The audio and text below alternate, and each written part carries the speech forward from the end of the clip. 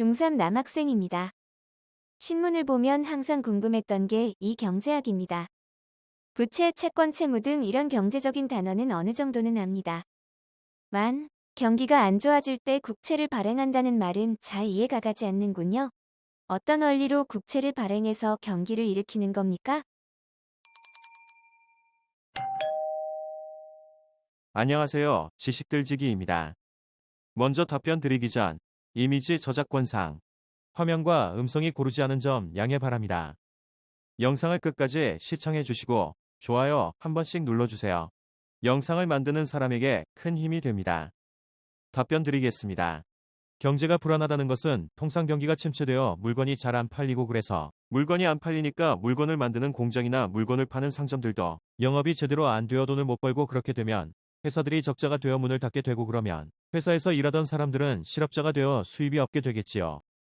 수입이 없다는 것은 물건을 살 수 있는 돈이 없다는 것이어서 다시 물건이 더 안 팔리게 되고 그러면 다시 문을 닫는 회사가 늘어나고 실업자가 늘어나고 다시 물건이 더 안 팔리고 이 악순환이 반복되는 것을 말합니다. 물론 이렇게 되면 회사가 망하거나 전보다 훨씬 운영 실적이 나빠지니까 주식시장도 주가가 폭락하여 주식에 투자한 사람들이 대부분 돈을 잃고 돈을 잃었으니 쓸 돈이 없어서 물건을 살 수 없고 그래서 회사가 문을 닫고 그러니 주가는 더 폭락하고 이런 일의 순환도 반복됩니다. 그 외에 현재의 금융구조적 불안의 경우도 금융기관들이 돈이 없어서 제대로 운영되지 않고 금융기관에서 돈을 빌려서 영업하는 회사들이 돈을 빌릴 수 없어 문을 닫고 그래서 실업자가 늘고 이하는 위와 같습니다. 금융기관들은 신용을 통해 돈을 공급하는데 이 신용에 대한 믿음이 깨지면서 돈의 순환 흐름에 고리가 깨어져 버리는 것이지요. 그러니까 돈을 갖고 있는 사람들이 회사 등이 망해서 원금도 받지 못할까봐 아예 돈을 빌려주지 않으려고 해서 이런 현상이 생깁니다. 이것을 금융위기가 실물 경기 침체로 전이되는 현상이라고 하지요. 현재 전 세계적으로 나타나고 있는 현상은 2단계라고 할 수 있습니다. 이런 상황이 지속되면 이를 보통 공황이라고 표현하고 과거 전설적인 1929년에 미국의 대공황이 대표적인 예입니다. 아래의 링크를 클릭하시면 대공황에 대해 보실 수 있습니다. 대공황 사회과학, 뉴스와 미디어 사건 사고 왜곡, 아메리카 1929년의 대공황 또는 1929년의 슬럼프라고도 한다.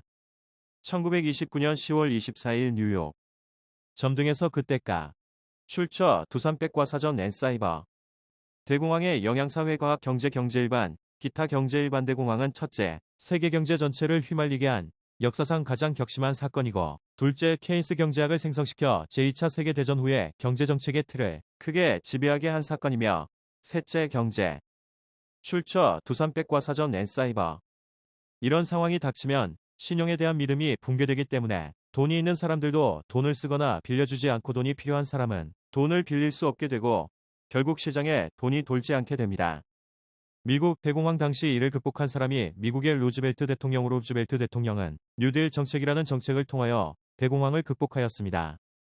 이때 사용된 방법이 국채의 대량 발행을 통해 국가가 돈을 모은 후에 그 돈을 대량으로 사용함으로써 시장에 돈이 돌게 만드는 방법입니다. 뉴딜 역사와 지리 역사, 미국사 현대 하였다. 34년의 중간선거는 뉴딜에 대한 국민의 지지를 나타내는 것이었으나 경기 회복과 함께 대자본가 측으로부터의 뉴딜 정책에 대해 출처 두산백과사전 앤사이버 일단 국가는 나라 안에서 가장 사람들이 믿을 수 있는 곳이어서 국가에서 돈을 빌린다고 하면 회사 등이 빌려달라고 할 때보다 돈이 있는 사람들이 믿고 돈을 빌려줄 수 있습니다. 일단 국가가 망하면 어차피 돈은 휴지 조각이고 돈이 있는 사람들도 돈을 그냥 들고 있는 것보다는 어딘가에 굴러서 돈을 버는 것이 좋으니까 국가에서 돈을 빌리기 위하여 발행하는 국채를 사게 되면 국가가 망하지 않는 한 원금과 이자를 받을 수 있기 때문에 돈이 있는 사람들은 국채를 사들임으로써 국가에 돈을 빌려주게 됩니다.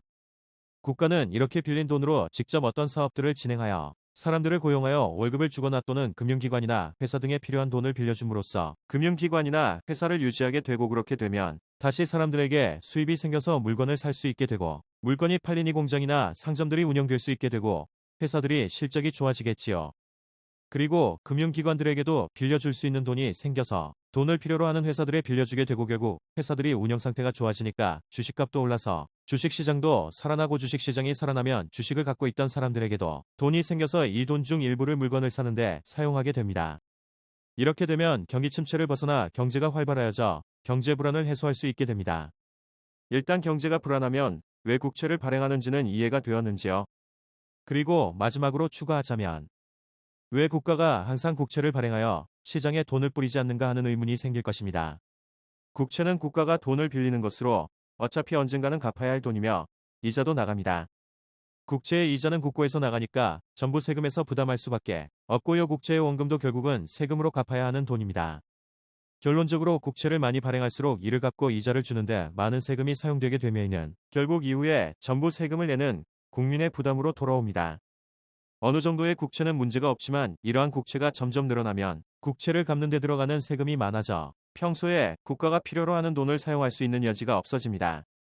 그러면 다시 국가가 돈이 모자라 국채를 더 발행할 수밖에 없고 이러다가 세금의 대부분이 국채를 갚는 데 들어가게 되면 국가는 국민들을 위해 아무 일도 못하면서 세금만 받아먹는 꼴이 되어버려서 이러면 국가는 망한 것이나 다름없습니다. 그러다가 갚지 못할 정도가 되어버리면 국민들이 아무도 국가를 믿지 못하게 되고 국가는 파산을 하는 것입니다. 그래서 적정 수준의 국채 발행은 필요하지만 필요 이상으로 발행되게 되면 국가가 오히려 위험해질 수 있습니다. 지금까지 지식들지기였습니다. 다음 영상은 더욱 호기심 많은 질문들로 업데이트될 예정입니다. 구독하시면 일상생활에서 가끔 궁금한 질문들이 함께할 것입니다. 지식과 상식 얻어가세요. 감사합니다.